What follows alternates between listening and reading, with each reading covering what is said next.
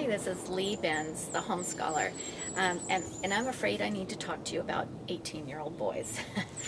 Sometimes parents will say, my child didn't finish this or that, and we need to continue. I'm going to take 5 years of high school, and so I need to convince my child. That sounds like a great idea if you have a 14-year-old. But frankly, when your children hit 18, something rather dramatic happens and your children become adults. And as adults, they get to make their own decisions, and it becomes more and more difficult for you to convince or coerce them into doing anything.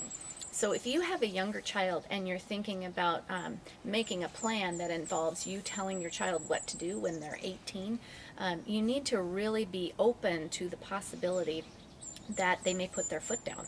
Not in a rebellious, horrible way, but in an adult way. And so when you're thinking about that, I want you to make a plan, a two-pronged attack, say.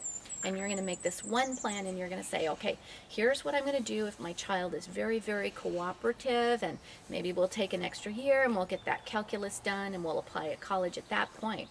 But you also need to be aware of a plan that you're going to use should your child put their foot down.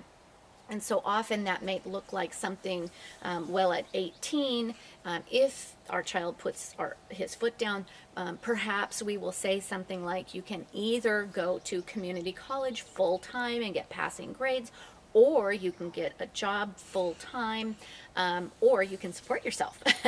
And so that's one of the ways that you can kind of start that conversation about what happens when a child grows up. Now, I do have a class called Options After High School that can help you. It's one of those classes that might be really good for you to sit down with your child and talk about. Because the option after high school is not sitting on the couch playing with their computer games all day long. That is not one of the options that I discuss. And so instead, you want to be starting that conversation with your children and saying, okay, we need to make a plan for you to become independent. Okay, so if you're thinking that you're going to take a longer amount of time for high school, I think that that's fine. You totally need to have the buy-in of your older child. So if you have a younger child and you're thinking about that, make a two-prong attack so you're ready no matter which way your child wants to go.